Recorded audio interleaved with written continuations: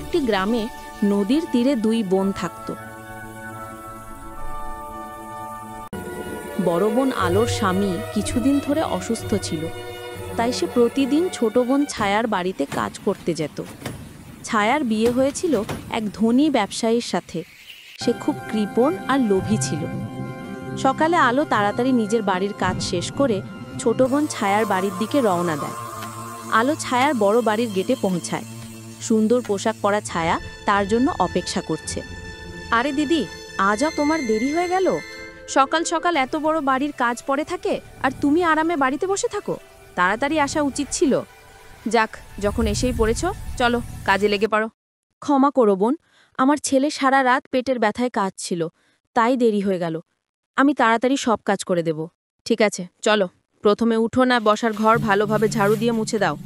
বাড়িটা যেন চকচক করে। তারপর রান্নাঘরে গিয়ে সব বাসন মেজে দেবে। আর হ্যাঁ, কাজ যেন ঠিক মতো হয়।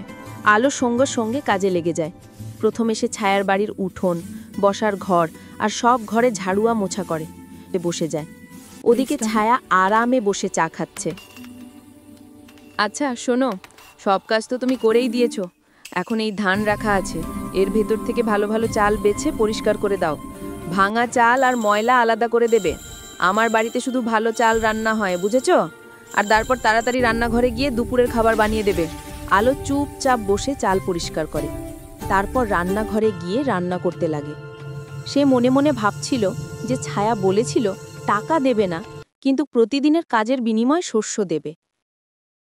তুমি যেমন বলেছিলে, আমি ভালো চাল আর ভাঙা কাঁকুর মেশানো চাল দুটোই আলাদা করে দিয়েছি। তুমি দেখে নাও।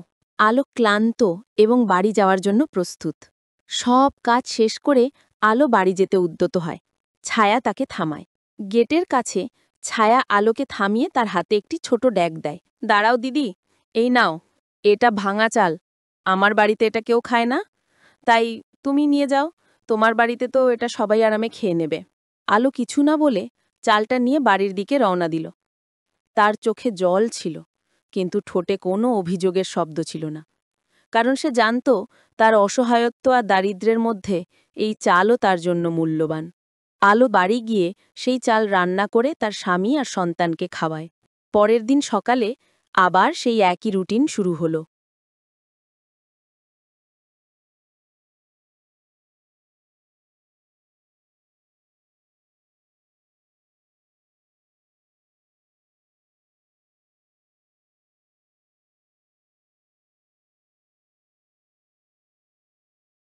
দেখো বোন, তুমি যেভাবে বলেছিলে সেভাবে সব রান্না করেছি।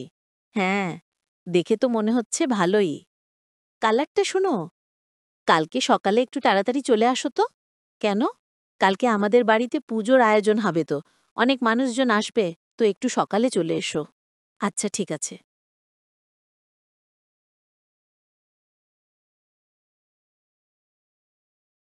আচ্ছা মা, তুমি খালামণিদের বাসায় গিয়ে কাজ কেন করি?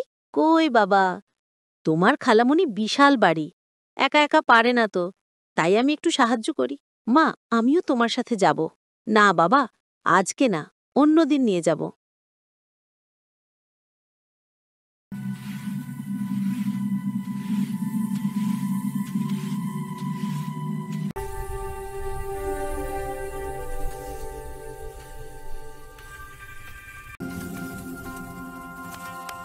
ও এসেছো তুমি? যাও, উঠানটাকে ঝাড়ু দাও, চকচকে করে দেবে। আজকে আবার অনেক মেহমান আসবে, ঘরে যেয়ে সবকিছু ঠিকঠাক করো।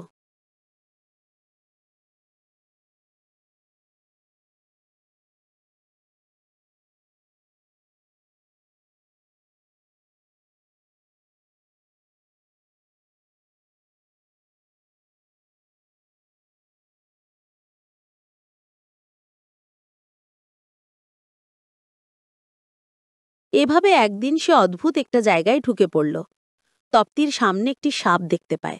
সাপ বলল, কে তুমি? এই জায়গায় আসলে কিভাবে?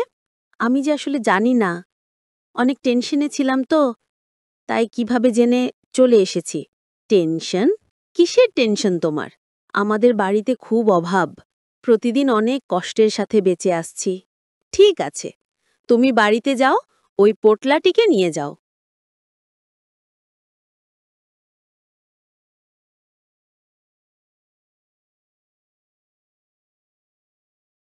মা, এত খাবার কোথায় পেলে তুমি? এগুলো সেই নাগসাপের জন্য হয়েছে। এতদিন পরে আমাদের ভাগ্য খুঁড়বে হয়তো। আরে, এত সোনাদানা কিভাবে?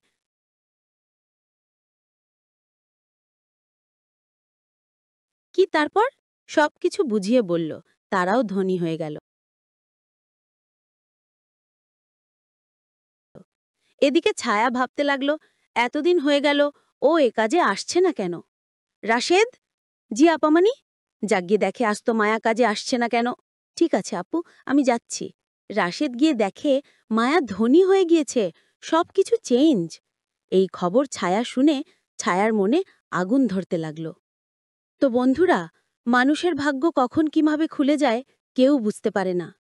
তাই মানুষকে কখনো অবহেলা করতে নেই। ভিডিওটি কেমন লাগলো কমেন্ট করে জানাবেন।